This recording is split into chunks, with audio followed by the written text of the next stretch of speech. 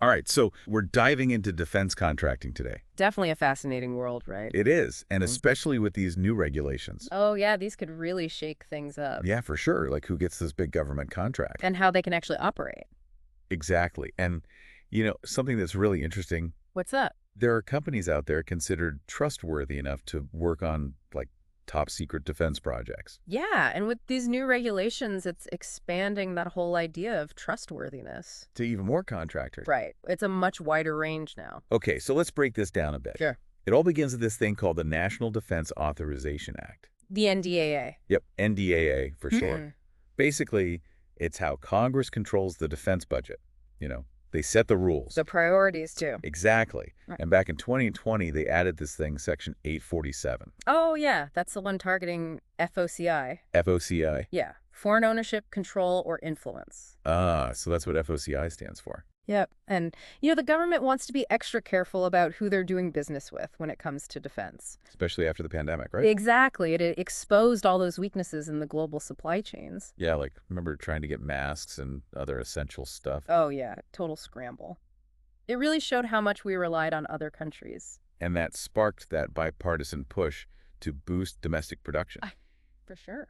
So FOCI is all about making sure these companies involved in defense contracts, even the non-classified ones, don't pose a risk to national security. Right. But how do they actually measure something like trustworthiness? Well, that's where the Defense Counterintelligence and Security Agency comes in. DCSA? Yep, the DCSA. They're the ones assessing those FOCI risks for these contracts. So like investigators. Kind of. They Mhm. dig into a company's ownership structure. Look Oh. at the nationality of key personnel, even where they store their data. Wow. So it's not just like checking off some boxes. No, they're really getting in there. They're doing their due diligence for sure. Definitely. And it's not a one-size-fits-all kind of thing either. Oh, how so? Well, for classified contracts, FOCI mitigation applies to the whole company. The entire company. Yep. But for non-classified contracts, it's assessed on a case-by-case basis. Okay, so there's some flexibility there. Right. It depends on the situation. Makes sense. Yeah. So who actually decides if a company is, trustworthy enough for a non-classified contract? That decision ultimately falls to the contracting officer. Oh, so they have the final say. Yep. They get to decide if those mitigation measures are needed for non-classified contracts. That sounds like a lot of responsibility. It is a big responsibility, for sure. Adds another layer of complexity to the whole process. This makes me think about all the companies that might be totally caught off guard by these regulations. Yeah, I'm sure there are a few. Are we talking about contracts of a certain size here? Yeah, the regulations apply to contracts worth $5 million or more. 5 million or more, okay. But that threshold, you can actually reach it through extensions and options. Ah, so even a smaller contract could fall into these rules. Exactly, if it gets renewed a few times. Clever, they're closing those loopholes. Yep. But what about companies that provide, like, off-the-shelf software? Good question. Are they subject to this too? There are exceptions for commercial products. Okay, so software could fall under that. Potentially, but there's a catch. Oh, what's the catch? Those products can't be deemed a national security risk. But the definition of what exactly is a commercial product and a national security risk, that's still kind of up in the air. A bit of a gray area then. Definitely, it needs some careful consideration, So some companies are going to need to adapt quickly then. especially those that aren't used to dealing with FOCI. Right, so when do all these changes actually go into effect? Full implementation, they're expecting it to take 12 to 18 months. Okay, so over a year at least. Yeah, it gives companies some time to prepare, but it also creates a lot of uncertainty in the industry. Companies might need to restructure their whole operations, rethink their supply chains, and really get familiar with these new requirements. Sounds like a lot to handle. It is, and this is especially crucial for companies that haven't had to deal with FOCI before. Right, they're going to have to learn a whole new system. Yeah, exactly. This sounds like a pretty significant shift for a lot of companies. It definitely is. So maybe let's just pause for a second, make sure we're all on the same page here. Sounds good. We've covered a lot of ground already. Yeah. We talked about NDAA, FOCI, DCSA, and even the role of those contracting officers. Yeah, we've had a lot of the key points. So what are some of the main differences when it comes to FOCI mitigation for classified versus non-classified contracts? All right, well, let's see. With classified contracts, FOCI mitigation, it applies to the whole company. The whole thing. The whole thing. It's like a blanket assessment, but for non-classified contracts. It's different. Yeah, it's more targeted. Yeah. They look at the specific risks for that project. So it's not about like excluding certain companies completely, but more about managing those potential risks. Exactly, case by case. And who has that final say on those measures? Well, for classified contracts, it's the DCSA they decide. But for non-classified, That's where the contracting officer comes in. they have the power. They do. It's their call. Makes sense with that more targeted approach. Right.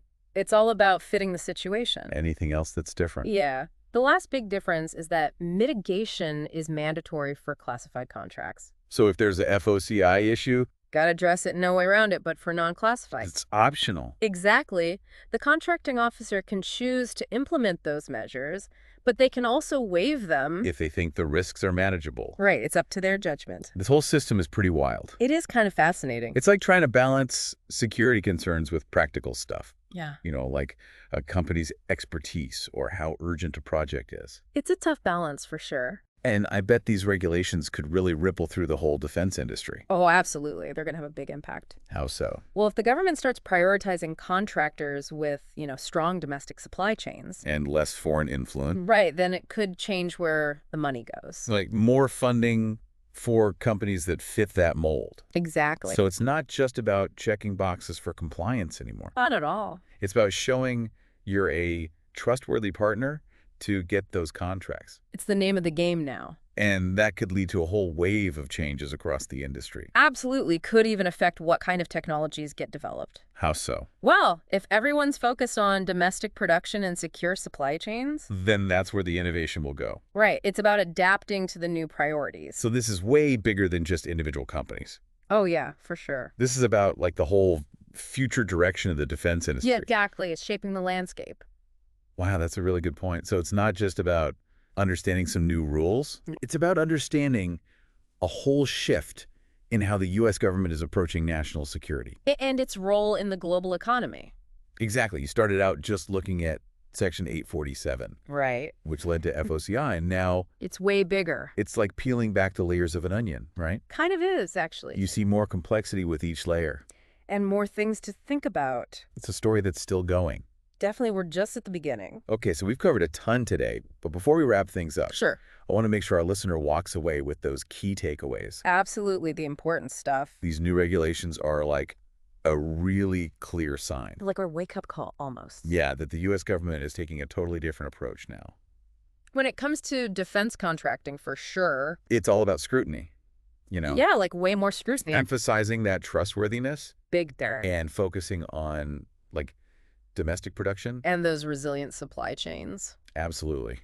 So But these changes, they're going to make waves. big waves, right? Rippling through the whole industry. Affecting everything. Yeah, competition innovation costs even the kinds of technologies that get developed. We've also talked about how these regulations, Right. they're tied to these bigger trends. Geopolitical stuff, economic forces. Like the whole U.S.-China thing Yep, that's a big one. and the push for domestic manufacturing everywhere. It's a global shift. So it's bigger than just these rules. Way bigger. It's like a whole new way of thinking. About national security and the global economy. Exactly. And we've said it before. But bears repeating. These regulations are just the tip of the iceberg. So much more to uncover.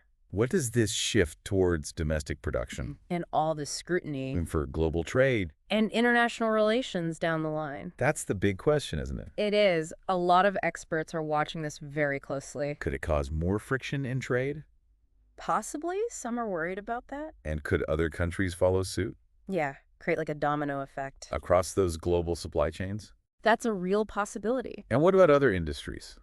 Beyond just defense. I mean, Like industries that are critical to national security. or economic stability. Could we see similar regulations popping up there too? It's a good question to think about. If this focus on trustworthiness really works in defense, Right, if it proves effective. who's to say other countries won't adopt similar approaches? Makes sense they'd want to protect their own interests. So we've got this super complex situation With so many moving parts. and everything's interconnected. It's a fascinating puzzle to try and solve. This deep dive has been a great start Definitely a good foundation. for understanding these regulations. And like you said, We're just getting started. it's an evolving landscape. We'll have to see how everything unfolds. Absolutely. It's going to be an interesting ride. For sure one worth paying attention to. So keep those questions coming, Stay curious, stay informed, and we'll be here to guide you through it all. as new developments come up. This has been another great deep dive. Always a pleasure. Thanks for joining us, everyone. Until next time. We'll catch you on the next one.